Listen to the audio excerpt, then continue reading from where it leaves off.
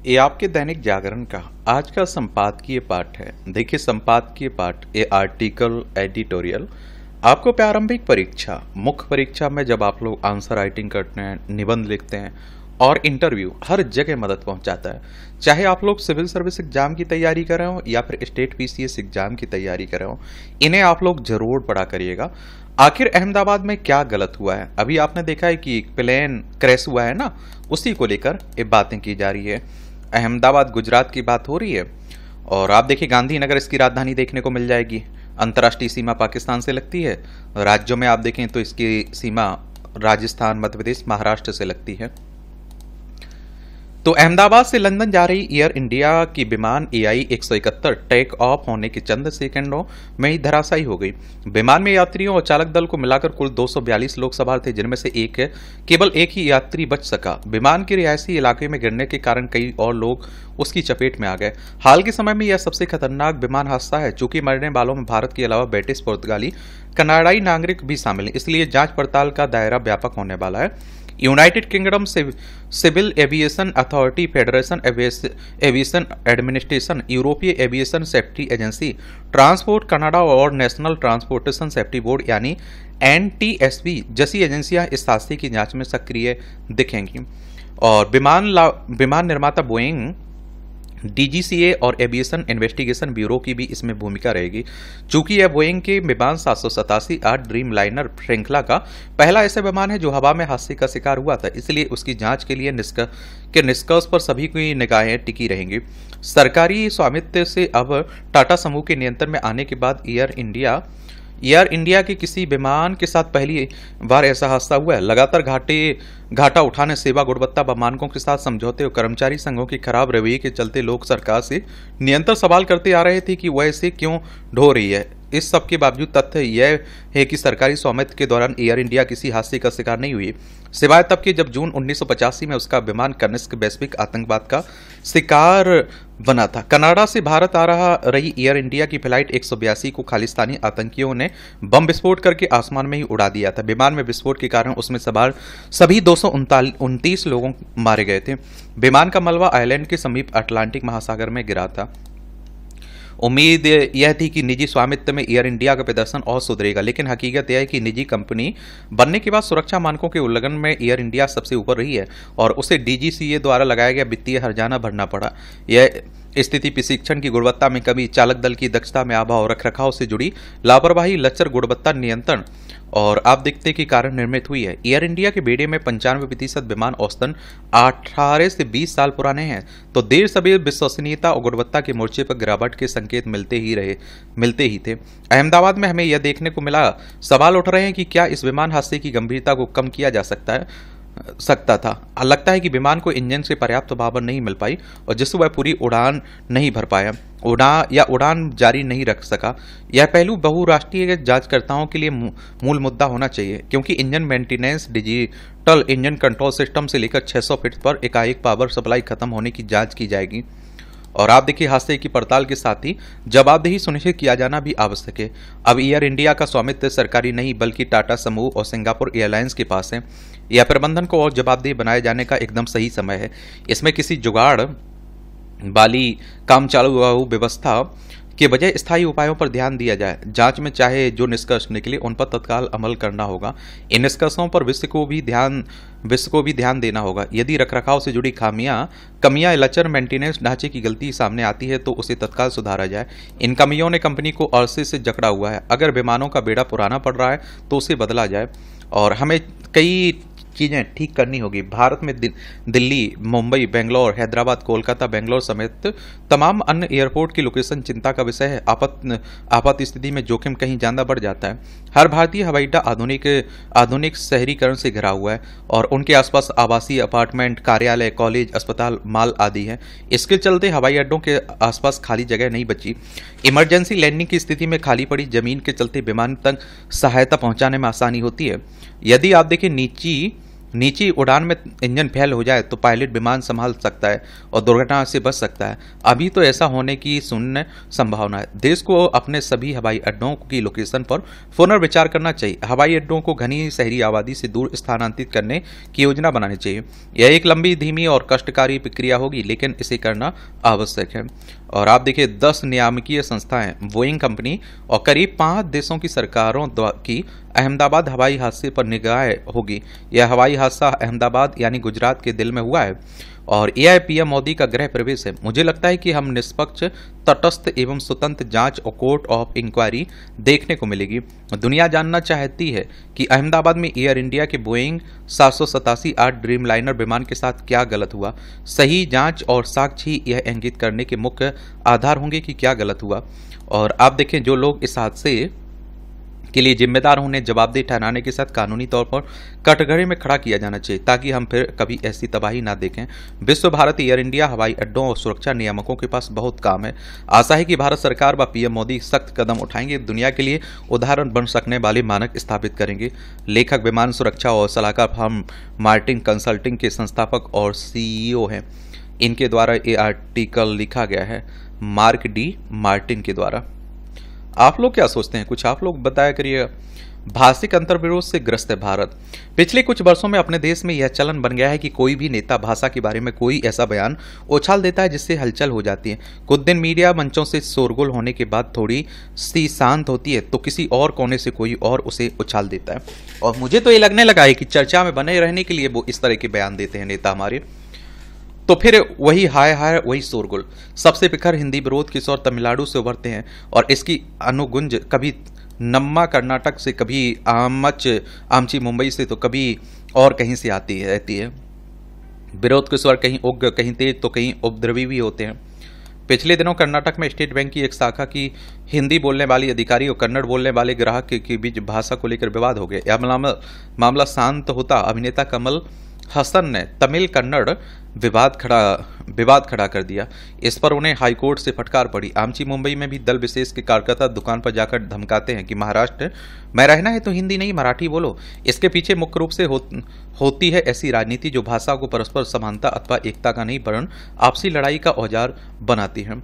और आप देखिए तमिलनाडु का हिंदी विरोध सबसे पुराना है। और आप देखिए, लेकिन यह भी साफ है कि उसने कभी त्रिभाषा सूत्र स्वीकार नहीं किया।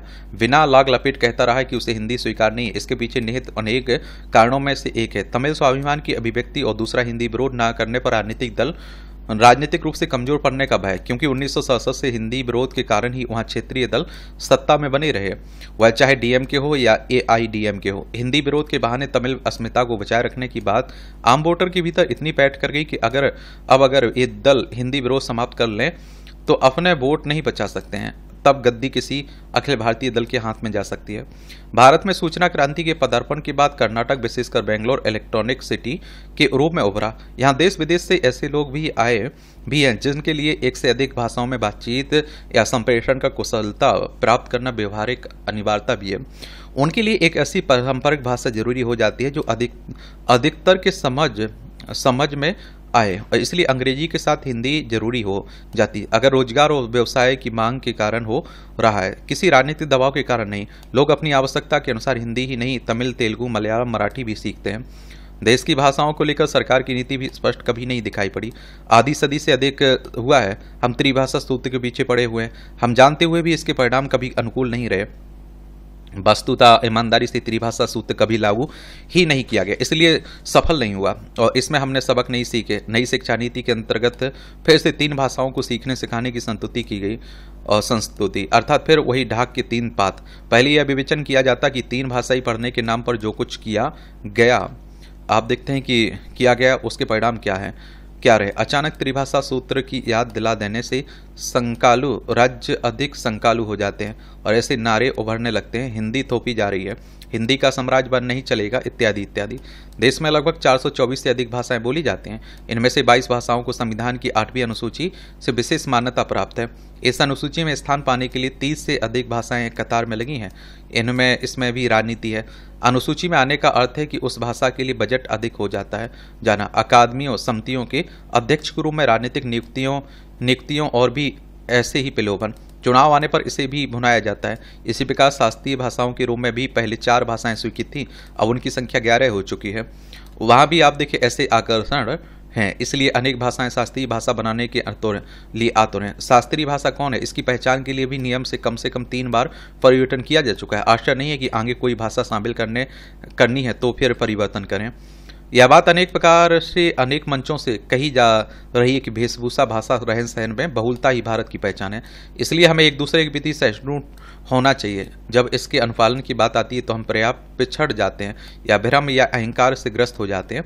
कहीं ऐसा तो नहीं कि हम हिंदी वाले समझते हैं कि हिंदी भाषा संख्या में अधिक है, संख्या बल के कारण हिंदी सबको स्वीकार होनी चाहिए। लेकिन लोकतंत्र में विशेषकर भाषा के मामले में आंकड़े ही नहीं स्वीकारता और सहमति भी महत्वपूर्ण होती है। हम यह मानने को तैयार नहीं है कि हिंदी राष्ट्रभाषा नहीं और संविधान की दृष्टि में यह अंग्रेजी के साथ साथ राजभाषा है। यह हिंदी प्रेम हमारी अखंडता को प्रदर्शित करती है। भाषाविद, अनेक पुस्तकों के लेखक, CBSE और NCERT केंद्रीय हिंदी निदेशालय आदि में सलाहकार रहे हैं। इनका नाम है सुरेश पंत, इनके द्वारा यह आर्टिकल लिखा गया है। आप लोग बताइए आप क्या सोचते हैं। देखिए हमारा प्यारा भारत है, ये महाराष्ट्र है, ये आपको तमिलनाडु देखने को मिलेगा, ये कर्नाटक आपको दिखाई दे रहा है।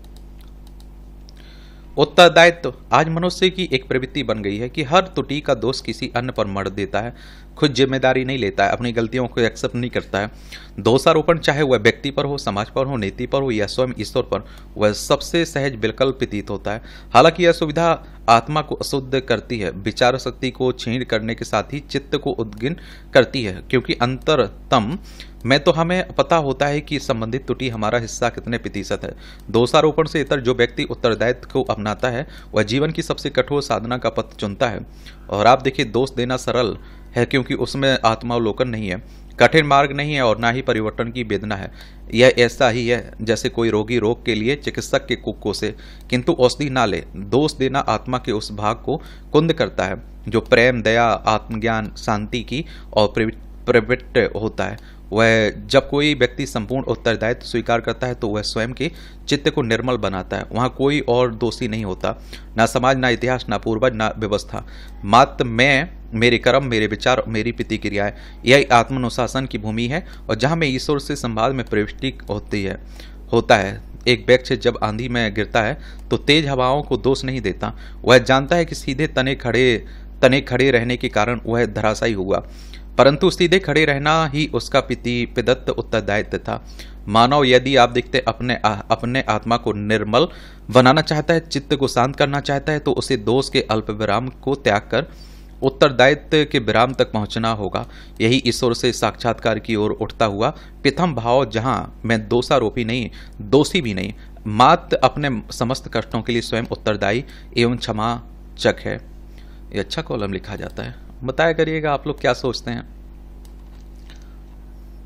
एक नया संकट ये ईरान इजराइल में हो गया ना। देखिए ये ईरान है, यहाँ इजराइल आपको देखने को मिलेगा, ये हमारा प्यारा भारत है। तो अंततः इजराइल ईरान पर हमला करके ही माना। उसने ऑपरेशन राइजिंग लायन के तहत ईरान के परमाणु एवं सैन्य ठिकानों पर पूरी तैयारी के साथ इतना जोरदार हमला बोला कि वह तत्काल जवाब देने की स्थिति में नहीं रहा। इजराइल ने ऐसे आधार पर ईरान को निशाने पर लिया कि वह उसके अस्तित्व को खुली चुनौती देता है। यदि उसने परमाणु हथियार हासिल कर लिए तो उसके लिए गंभीर खतरा पैदा हो जाएगा। इस आशंका को निराधार नहीं कह सकते। ईरान कई बार कह चुका है कि वह दुनिया के नक्शे से इजराइल का नामो निशान मिटा देगा। वह परमाणु हथियार बनाने की जिद भी कर रहा है, लेकिन उसकी समस्या है कि उसका खुलकर साथ देने वाला कोई नहीं है। इस्लामी देश इजराइल हमले की निंदा भले ही कर रहे हो, पर यह कहना कठिन है कि वे और विशेष रूप से सुन्नी अरब राष्ट्र ईरान को निशाना बनाए जाने से दुखी है। वस्तुतः इजराइल और अमेरिका की तरह वे भी नहीं चाहते हैं कि ईरान परमाणु हथियारों से लैस होकर इस्लामी जगत में अपना दबदबा बढ़ाए।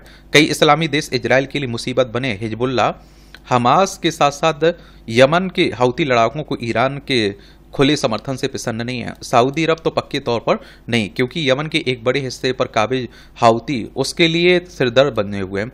हौती इजराइल के साथ साथ समुद्री सुरक्षा के लिए भी खतरा पैदा करते रहे हैं। ईरान पश्चिम एशिया में अन्य हथियारबंद इस्लामिक गुटों को भी समर्थन देता है। यही काम कतर भी करता है, वह अमेरिका का साथी है। और आप देखिए ईरान में इजरायली हमले पर अमेरिका भले ही यह जता रहा हो कि वह इससे चिंतित है, पर सच यही कि राष्ट्रपति ट्रंप वही चाह रहे थे जो इजरायल ने किया। वह इसे छिपा ही नहीं रहे। विश्व को युद्ध से मुक्त करने की उनकी बातें दिखावा मात्र हैं। बड़ी बड़ी बातें करने के बाद भी वह यूक्रेन रूस से युद्ध रोकने में नाकाम है। वह ईरान को गैर जिम्मेदार और आतंकी गुटों का साथी बताकर इजरायल का तो साथ दे रहे हैं, लेकिन हद दर्जे के गैर जिम्मेदार चीन की मदद से परमाणु हथियार हासिल करने और आतंकी संगठनों को पालने पोसने वाले पाकिस्तान को पुचकारने में लगे हुए हैं। साफ है कि भारत दोहरी नीति पर चल रहे ट्रंप पर भरोसा नहीं कर सकता। इजरायल ईरान युद्ध ने विश्व शांति के साथ साथ पश्चिम एशिया और भारत के लिए भी संकट बढ़ा दिया। भारत के दोनों देशों से संबंध हैं, वह किसी एक के साथ नहीं जा सकता है, लेकिन उसके लिए यह एक सबक भी है। उसे भी ऑपरेशन सिंदूर के समय आतंकियों के साथ खड़ी पाकिस्तानी सेना की कमर तोड़ देनी चाहिए। फिलहाल उसकी पहली प्राथमिकता पश्चिम एशिया में अपने हित सुरक्षित करना होना चाहिए। कड़ी सजा जरूरी। बिहार की राजधानी पटना के अटल पथ पर आधी रात को वाहनों की जांच के दौरान एक तेज रफ्तार स्कॉर्पियो ने 3 पुलिसकर्मियों को टक्कर मार दी। इस घटना में घायल एक महिला आरक्षक की उपचार के दौरान मौत हो गई और वाहन चालक का यह दुस्साहस ही था, क्योंकि उसने सोच समझकर उस समय पुलिसकर्मियों को रौंदने का प्रयास किया जब वे एक अन्य वाहन की तलाशी ले रहे थे और उसे रोकने का इशारा किया। ऐसी घटनाएं बाकी चिंताजनक है और इससे हम आम लोगों में प्रशासन के प्रति प्रभाव कायम करने की दिशा में कमी आती है और इसके दोषी को हर हाल में जल्द से जल्द गिरफ्तार कर कड़ी से कड़ी सजा मिलनी चाहिए। ऐसा नहीं है तो इस तरह से घटना पहली बार हुई है। मोटर वाहन अधिनियम के तहत इन घटनाओं के दोषियों के लिए सजा का भी प्रावधान किया गया। इसके बावजूद वाहन चालकों का दुस्साहस कम नहीं हो रहा है। ऐसे में यह जानना आवश्यक है कि सरकार के तमाम जागरूकता अभियान तथा कानूनी प्रावधानों के बावजूद तेज रफ्तार पर लगाम क्यों नहीं लग पा रही है। ओवर स्पीडिंग पर नियंत्रण हेतु आधुनिक तकनीकों का सहारा लिया जा रहा है या नहीं, यह भी देखा जाना चाहिए कि नियमों को और प्रभावी कैसे बनाया जाए। हाल के दिनों में ही मोटर वाहन अधिनियम को काफी सख्त किया गया। ड्राइविंग लाइसेंस जारी करने की प्रक्रिया कड़ी और पारदर्शी की गई। इसे हर हाल में रोकना होगा। संबंधित नियमों के उल्लंघन पर लाइसेंस निलंबित या रद्द करने की व्यवस्था की मॉनिटरिंग करनी होगी, तभी वाहन चालक सतर्क और सजग होंगे। इसमें चलिए एक बार बिहार घूम के आते हैं हम लोग। नीतीश कुमार यहाँ के मुख्यमंत्री हैं। आजकल खूब बिहार की चर्चाएं भी हो रही हैं। आने वाले समय में चुनाव भी है। पटना इसकी राजधानी है। अंतर्राष्ट्रीय सीमा इसकी नेपाल से लगती है। राज्यों में आप देखिए उत्तर प्रदेश हो गया, झारखंड और पश्चिम बंगाल से लगती है। आरिफ मोहम्मद खान यहाँ के राज्यपाल हैं। विधानसभा में 243 सीटें हैं, विधान परिषद में 75 सीटें हैं, राज्यसभा में 16 सीटें हैं, लोकसभा में 40 सीटें हैं। 98,940 वर्ग किलोमीटर में फैला हुआ है बिहार आपका। आपकी जेब में स्मार्टफोन रूपी परजीवी। आज स्मार्टफोन हमारे दिनचर्या का एक अभिन्न हिस्सा बन चुका है। इस छोटे से उपकरण ने हमारे दैनिक जीवन को काफी सुविधाजनक बनाया, लेकिन हर चमकती चीज सोना नहीं होती। एक हालिया अध्ययन के अनुसार यह केवल एक मददगार डिवाइस भर नहीं रह गया, यह एक ऐसे परजीवी का रूप ले चुका है जो हमारे समय, ध्यान और मानसिक शांति चुपके से चूस लेता है। अब देखिए, फोन के दुरुपयोग भी हैं, उपयोग भी हैं। आप क्या करते हैं ये आप पर निर्भर करता है। स्मार्टफोन के इस दोहरे चरित्र और उसके परजीवी रूप पर 2 ऑस्ट्रेलियाई वैज्ञानिक रचेल एल ब्राउन और रॉब ब्रुक्स ने ऑस्ट्रेलियन जर्नल ऑफ फिलॉसफी में एक शोधपरक आलेख लिखा। इस लेख में उन्होंने यह तर्क दिया है कि स्मार्टफोन समाज के लिए विशेष प्रकार के जोखिम की वजह बनते हैं, जो परजीवता के दृष्टिकोण से देखने पर और भी जाहिर हो जाता है। लेखकों के अनुसार जू, पिस्सू और टैप वर्म मानव के विकास क्रम में हमारे साथी रहे हैं, फिर भी आधुनिक युग में सबसे बड़ा परजीवी खून चूसने वाला कोई जीव नहीं है। यह अपनी लत लगाने वाली वस्तु है। इसका मेजबान आज हर इंसान बन चुका है। यह टेक कंपनियां उनके विज्ञापनदाताओं के हित में है। और आप देखिए, अगर मैं कहता हूं एक दिन आपके हाथ में फोन ना रहे, इंटरनेट ना रहे, कैसा लगता है? दुनिया कहां जा रही है? वर्ष 1921 में प्रख्यात विचारक क्रिश्चियन लुइस लैंग ने चेताते हुए कहा था कि तकनीक एक उपयोगी नौकर है लेकिन एक खतरनाक मालिक है। उन्होंने यह बात तब कही थी जब ना तो कंप्यूटर आम उपयोग में थे, ना ही इंटरनेट की कोई कल्पना की गई थी। आज उसकी यह बात पहले से कहीं अधिक सटीक प्रतीत होती है और आज आप देखते हैं लैपटॉप, टैबलेट, स्मार्टफोन जैसे उपकरण हमारी दिनचर्या में इस तरह घुल मिल चुके हैं कि इनसे दूरी बना पाना लगभग असंभव लगता है और बना भी नहीं पा रहे हैं। हम इसके गुलाम बन गए हैं। अब तो देखिए, जो साधु संत जो पूजा अर्चना करते हैं, जो तपस्या करते हैं, वो भी फोन लिए हुए हैं। वो भी दिन भर आप देखते हैं कि कुछ ना कुछ देखते रहते हैं। स्क्रीन बार बार देखे बिना हमें चैन नहीं मिलता। इसका खामियाजा हमें कई रूपों में भुगतना पड़ता है। अनिद्रा, सामाजिक संबंधों की गहराई में कमी, सामाजिक स्थिति में चिड़चिड़ापन जैसी समस्याएं उभरना, डिजिटल जुटाव से हमारे असली जीवन से दूरी पैदा कर दी है। और आपने यहां तक देखा होगा, ये तो देखा कि नहीं देखा, कि अगर आप सुबह देखिए सोने से पहले मोबाइल चेक करते हैं, जैसे ही नींद खुलती है फिर मोबाइल चेक करते हैं। और मैं कहता हूँ सोने से कम 1 से 2 घंटे पहले और सोने के जागने के बाद 1 से 2 घंटे बाद तक फोन को हाथ नहीं लगाना चाहिए। अपने बाकी दिन जो भी योगा है, पढ़ाई लिखाई है, उसमें काम देना चाहिए। जैसे जैसे स्मार्टफोन हमारी दिनचर्या का हिस्सा बनते जा रहे हैं, उसमें प्रयुक्त ऐप्स भी यूजर्स की आवश्यकताओं के बजाय विज्ञापनदाताओं के हितों की सेवा में लगने लगे हैं। इन्हें इस तरह की डेवलप किया गया है कि वे हमारे व्यवहार को प्रभावित करें, हमें लगातार स्क्रॉल करते रहने, विज्ञापन पर ध्यान देने और उनसे उलझते रहने के लिए बाध्य करें। यह तकनीक हस्तक्षेप खुले रूप में नहीं बल्कि बहुत ही सूक्ष्म ढंग से होता है। हमारे आकर्षण किसी सहयोग का नतीजा नहीं होता है, बल्कि इसके पीछे एक पूरी प्रणाली काम कर रही होती है, जो आप देखते हैं क्या हमारे व्यवहार का अनुमान लगाकर हमें उसी दिशा में प्रेरित करती है। जरूरत यह समझने की कि तकनीक हमारे लिए बनी है, हम उसके लिए नहीं। बाकी आप लोग बताइए क्या सोचते हैं आप लोग। ये आप देखिए टिप्पणियाँ रहती हैं, इसकी पीडीएफ आपको एजुकेशन सर्कल प्लेटफॉर्म है ना, वहाँ मिल जाती है, तो वहाँ से जाकर आप लोग डाउनलोड कर सकते हैं। ये तकनीकी कौशल की ओर अग्रसर भारत। आजकल जहां देखिए टेक्नोलॉजी तकनीकी बातें हो रही ना, भारत को स्वतंत्रता की शताब्दी वर्ष 2047 तक एक वैश्विक विनिर्माण महाशक्ति के रूप में विकसित करने की योजना है, विकसित भारत बनने की।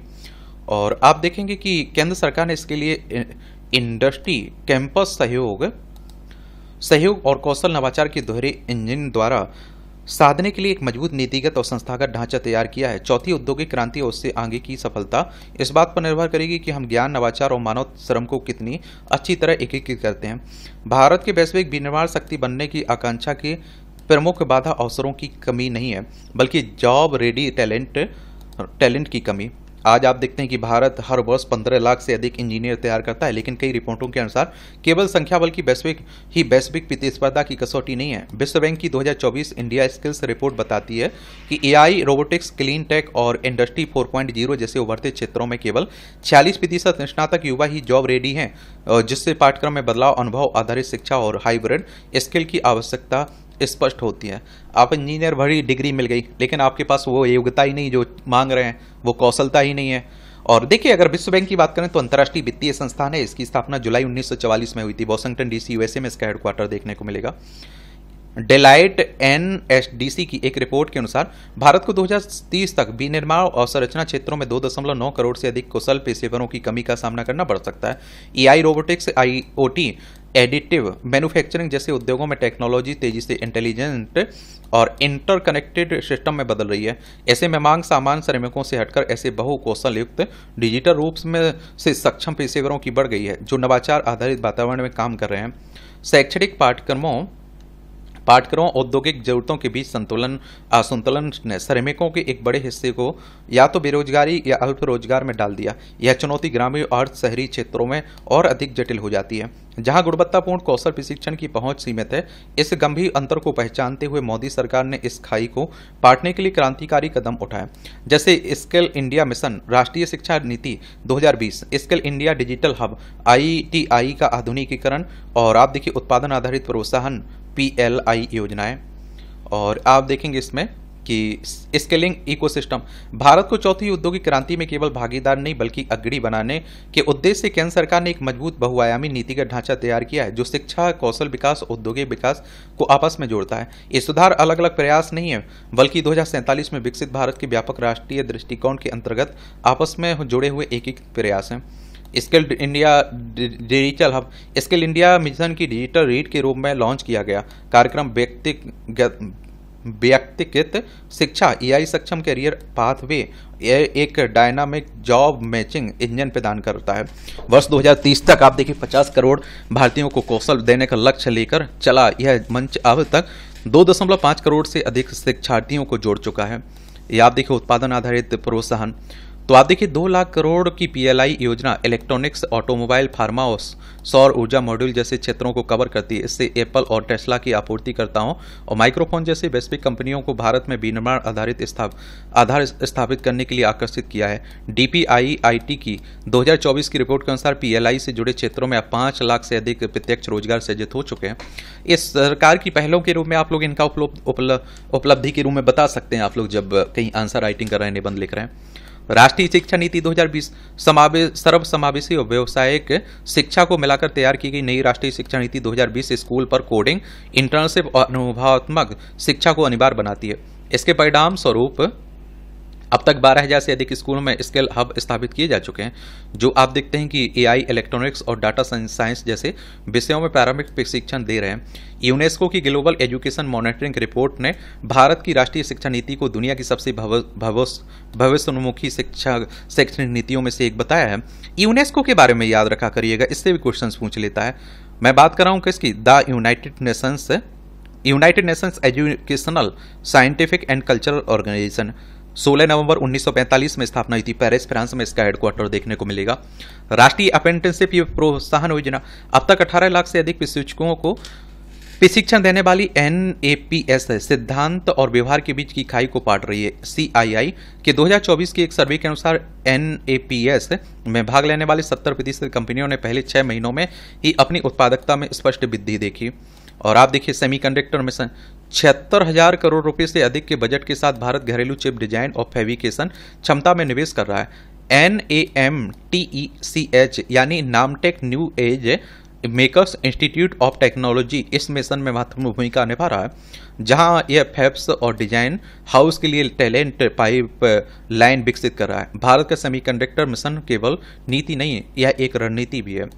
AI भारत अब रोबोटिक प्रोसेस ऑटोमेशन में दुनिया की शीर्ष 10 अर्थव्यवस्थाओं में शामिल है। केंद्र सरकार के नेतृत्व वाला AI मिशन 300 से अधिक AI केंद्रित स्किलिंग प्रोग्राम को विश्वविद्यालयों में फंड कर चुका है। इस मिशन की विशेषता यह है कि यह एथिकल AI मॉड्यूल को भी शामिल करता है, जिससे भारत जिम्मेदार नवाचार में वैश्विक नेतृत्व कर रहा है।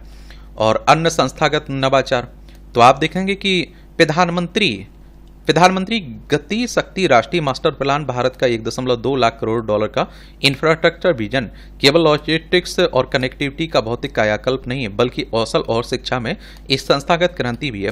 इस योजना के अंतर्गत कंपनियों को बिना किसी वित्तीय योगदान की मांग के अपने क्षेत्रीय विशेषज्ञता के आधार पर पाठ्यक्रम के सह निर्माण की अनुमति दी जाती है और इसके कौशल विकास की पारंपरिक आर्थिकी को नया आकार मिल रहा है। दिल्ली, मुंबई और चेन्नई, बेंगलोर जैसे औद्योगिक गलियारों के निकट स्थित ये उन्नत संस्थान हाइपर लोकल स्केलिंग के इंजन बन रहे हैं। और NSDC की 2024 की रिपोर्ट के अनुसार गति शक्ति से जुड़े ITI से प्लेसमेंट दर पारंपरिक व्यवसायिक केंद्रों की तुलना में 26% अधिक है।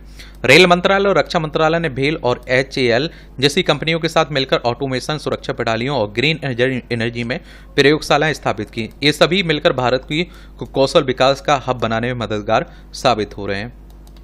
बताइए, वैश्विक मानदंड और भारत की बढ़त। भारत का manufacturing engineering technology MET model, जिसे भारत की अग्रणी औद्योगिक इकाइयों के सहयोग से बढ़ाया जा रहा है, ग्लोबल साउथ के उन देशों के लिए एक ब्लूप्रिंट के रूप में उभर रहा है जो औद्योगिक के रूप से आगे बढ़ने के साथ ही अपनी सांस्कृतिक जड़ों को भी बचाए रखना चाहते हैं। अंतर्राष्ट्रीय पर्यवेक्षक और नीति विश्लेषण अब इस एकीकृत कौशल पारिस्थितिकी तंत्र को भारत की एक अनोखी सॉफ्ट पावर के रूप में देख रहे हैं। विश्व भर में कई देश पारंपरिक रूप से ऐसे स्केलिंग मॉडल में निवेश करते आए हैं जो अकादमिक शिक्षा को उद्योग के प्रत्यक्ष अनुभव के साथ जोड़ते हैं। उदाहरण के लिए जर्मनी का प्रसिद्ध dual vocational education and training system कक्षा शिक्षण और कार्यस्थल अभ्यास को इस तरह एकीकृत करता है कि छात्र पहले दिन से ही नौकरी के लिए तैयार होते हैं। जापान की काइजेन आधारित तकनीक स्कूल सतत सुधार को विचारधारा से व्यावसायिक प्रशिक्षण में समाहित करते हैं, जिससे उत्पादकता गुणवत्ता में जबरदस्त सुधार होता है। और इसी प्रकार दक्षिण कोरिया में मैकेट्रॉनिक्स और तकनीकी विश्वविद्यालयों में निवेश से उसे एक कृषि प्रधान समाज से एक वैश्विक हाईटेक निर्माण महाशक्ति में बदलने में अहम भूमिका निभाई। ये अंतर्राष्ट्रीय मॉडल इस तथ्य को रेखांकित करते हैं कि भविष्य के लिए तैयार कार्यबल निर्माण में मजबूत औद्योगिक अकादमी सहयोग कितना महत्वपूर्ण है। उल्लेखनीय है कि भारत अब केवल वैश्विक मैन्युफैक्चरिंग रुझानों को अपना नहीं रहा है, वह कौशल खाका बना रहा है जिसे अन्य देश अपनाएंगे। इस परिवर्तन को अंतर्राष्ट्रीय स्तर पर मान्यता मिल रही है। अंतर्राष्ट्रीय श्रम संगठन द्वारा प्रकाशित ग्लोबल स्किल्स रेडीनेस इंडेक्स 2025 में भारत के लिए भविष्य के लिए तैयार कार्यबल के लिए सरकार, उद्योग, अकादमी समन्वय में शीर्ष 3 देशों में स्थान दिया गया है। और यह 2020 की रैंक में एक महत्वपूर्ण छलांग है जिसका श्रेय स्किल इंडिया डिजिटल हब और PLI अनूप स्किल फ्रेमवर्क और नेमटेक बागती शक्ति विश्वविद्यालय जैसे मिशन चलित संस्थानों को किया जाता है। और इस तरह की देखिए, आप लोग इस तरह के किसी टॉपिक पर निबंध आंसर राइटिंग कर रहे हैं तो ये सब लिखा करिएगा। आप लोग कोई संस्था आप देखते हैं कि कोई रिपोर्ट जारी कर रही, उसके बारे में बताया करिएगा। इंटरनेशनल लेबर ऑर्गेनाइजेशन की बात हो रही है, ILO की 11 अप्रैल 1919 में स्थापना हुई थी। जेनेवा स्विट्जरलैंड में इसका हेडक्वार्टर देखने को मिलेगा। महत्वपूर्ण बात यह है कि यह बदलाव केवल महानगरों तक सीमित नहीं है, अब छोटे शहरों में भी स्केलिंग हब, ग्रामीण छात्रवृत्तियों, स्थानीय नवाचार प्रयोगशालाओं स्थापित की जा रही हैं, और ताकि देश को विश्व की कौशल राजधानी बनाने की गति तेज की जा सके। यही विकेंद्रीकरण इस मिशन को वास्तव में लोकतांत्रिक और समावेशी बनाता है। असल में भारत केवल आज की नौकरियों के लिए कार्यबल नहीं बना रहा है, वह कल के निर्माता, प्रौद्योगिकी, उद्योगों और विचारों के सर्जक तैयार कर रहा है जो अभी अस्तित्व में नहीं है। लिहाजा यह तय है कि भारत अपने लक्ष्य को प्राप्त करने की दिशा में तेजी से आगे बढ़ेगा। बताइए आप लोग क्या सोचते हैं? कुछ सोच पा रहे हैं या नहीं सोच पा रहे हैं? सोचना चाहिए आपको, अपनी टिप्पणी जरूर दिया करिएगा। ये राजनीति की बातें हो रही बिहार के संदर्भ में, न्याय और संतुलन की कसौटी, इसे भी देख लीजिए।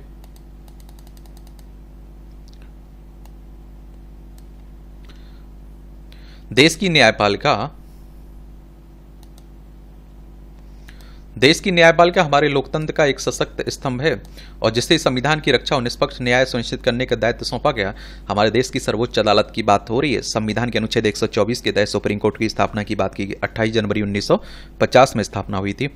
लेकिन आप देखिए हाल के दिनों में उच्च न्यायालय और उच्चतम न्यायालय के कुछ निर्णयों ने से आमजनों की असंतुष्टि देखने को मिली है। केवल कानूनी व्याख्याओं को लेकर ही नहीं बल्कि इस बात को लेकर भी कि क्या ये निर्णय राष्ट्रीय हितों और जनता के विश्वास के अनुरूप है। न्यायिक स्वतंत्रता लोकतंत्र का मूल आधार है, किंतु इसके साथ आत्ममंथन और संस्थागत जवाबदेही भी उतनी ही आवश्यक है, विशेषकर जब निर्णय राष्ट्रीय सुरक्षा, नागरिक विश्वास, संस्थागत निष्पक्षता से सीधे जुड़े हो।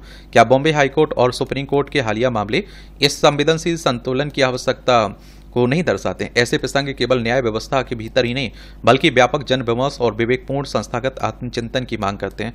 एक जागरूक नागरिक के रूप में हम अक्सर न्यायिक निर्णयों का सम्मानपूर्वक विवेकपूर्ण मूल्यांकन करते हैं, क्योंकि यह निर्णय न केवल विधिक व्यवस्था में जन समर्थन की दिशा तय करते हैं बल्कि राष्ट्र की नैतिक चेतना को भी आकार देते हैं। वस्तुतः पिछले माह 19 साल की एक कॉलेज छात्रा खदीजा शेख को पाकिस्तान के खिलाफ भारत की सेना की कार्रवाई की आलोचना करने वाले इंटरनेट मीडिया पोस्ट के लिए गिरफ्तार किया गया। बॉम्बे हाईकोर्ट ने उसे जमानत देते हुए पुलिस और कॉलेज की अति प्रतिक्रिया की आलोचना की। रिपोर्टर्स विदाउट बॉर्डर्स 2024 विश्व प्रेस स्वतंत्रता सूचकांक में भारत 180 देशों में 150वें स्थान पर, जो चिंताजनक है। लेकिन यह भी सच है कि वर्ष 2020 से अब तक सीमा पर 7000 से अधिक संघर्ष विराम का उल्लंघन हुआ है और पाकिस्तान ने संयुक्त राष्ट्र द्वारा नामित आतंकवादी मौजूद हैं। ऐसे में शत्रु देश के प्रति सहानुभूति दिखाने वाली सार्वजनिक अभिव्यक्तियां केवल शैक्षिक बहस नहीं रह जाती। अभिव्यक्ति स्वतंत्रता लोकतंत्र का आधार है, लेकिन राष्ट्रीय सुरक्षा और जनभावना के साथ इसका संतुलन भी जरूरी है, खासकर ऐसे समय जब डिजिटल प्लेटफॉर्म भू राजनीतिक विचारधारा को प्रभावित करते हैं। विमानन सुरक्षा। हाल ही में बॉम्बे हाईकोर्ट ने अपनी शरणार्थी मोहम्मद कासिम अल सेबा की रिहाई का आदेश दिया, जो वीजा की अवधि खत्म होने के बाद मुंबई में हिरासत में था और अदालत ने उसकी हिरासत की वैधता पर सवाल उठाए प्रक्रियागत कमियों को उजागर किया। गृह मंत्रालय के आंकड़ों के अनुसार 2018 से 2023 के बीच 6.5 लाख से अधिक विदेशी नागरिकों ने भारत में अपने वीजा की अवधि पार की है। औपचारिक शरणार्थी कानून और स्पष्ट हिरासत ढांचे के अभाव में ऐसे फैसले कहीं विदेशी निवास के नियमों को कमजोर तो नहीं कर रहे हैं। बॉम्बे हाईकोर्ट द्वारा तुर्की की कंपनी चेलेवी कि वो मुंबई एयरपोर्ट पर ग्राउंड हैंडलिंग सेवाओं से हटने की प्रक्रिया को रोकने के फैसले ने भी चिंताएं बढ़ाई हैं, जिसकी सुरक्षा मंजूरी तुर्की के पाकिस्तान समर्थन के कारण रद्द कर दी थी। तुर्की ने ओआईसी और संयुक्त राष्ट्र जैसे वैश्विक मंचों पर कश्मीर मामले में अंतर पाकिस्तान का समर्थन किया है। इस्लामाबाद के साथ रणनीतिक रक्षा संबंध बनाए रखा है। ऐसे समय जब भारत विमान सुरक्षा में भारी निवेश कर रहा है, तब किसी सुरक्षा संबंधी निर्णय में देरी क्या एक गंभीर चिंता का विषय नहीं है? न्यायपालिका के प्रति भरोसा। भारतीय न्यायपालिका दशकों से लोकतंत्र की आधारशिला रही है, परंतु वर्तमान में जब भारत का लोकतंत्र परिपक्व हो चुका है और राष्ट्रीय हित, नागरिक अधिकारों, वैश्विक निगरानी से गहराई से जुड़ चुके हैं, न्यायपालिका कभी प्रश्नों से परे नहीं है। पारदर्शिता, नैतिक प्रकटीकरण, संस्थागत उत्तरदायित्व की मांग करना क्या न्यायालय की अवमानना है? क्या यह संविधान का अपमान है या यह एक जागरूक नागरिक का परिचायक है? न्यायिक स्वतंत्रता निर्विवाद रूप से एक पवित्र मूल्य है, लेकिन यह जनता के विश्वास से ही अपनी नैतिक वैधता प्राप्त करती है। न्याय को केवल किया जाना ही पर्याप्त नहीं बल्कि उसका न्यायपूर्ण प्रतीत होना भी उतना ही अनिवार्य है। इतना सब कुछ होने के बाद भी भारत जैसे लोकतांत्रिक देश में न्यायिक फैसलों पर टिप्पणी, आलोचना और समीक्षा होना स्वाभाविक है। कई बार जब निर्णय अपेक्षा के अनुरूप नहीं होते हैं तो निराशा और असंतोष न्यायपालिका की ओर उभरते हैं। इसके बावजूद यह गर्व की बात है कि देश के अधिकांश नागरिकों का विवेक और विश्वास आज भी न्यायपालिका के प्रति अटूट बना हुआ है। यह विश्वास ही हमारे लोकतंत्र की नींव को मजबूती देता है और न्यायिक व्यवस्था के प्रति आदर दर्शाता है। आशा की जानी चाहिए कि न्यायपालिका देशवासियों के इस भरोसे को कायम रखेगी। और इस तरह से आप देखेंगे कि आज के संपादकीय पाठ में जो कहानी थी वो कवर होती है। आप लोग पढ़ते रहिए, एंजॉय करते रहिए। आपका कोई भी सवाल हो, मेरे लिए सुझाव हो तो ज़रूर आप लोग बता सकते हैं। धन्यवाद।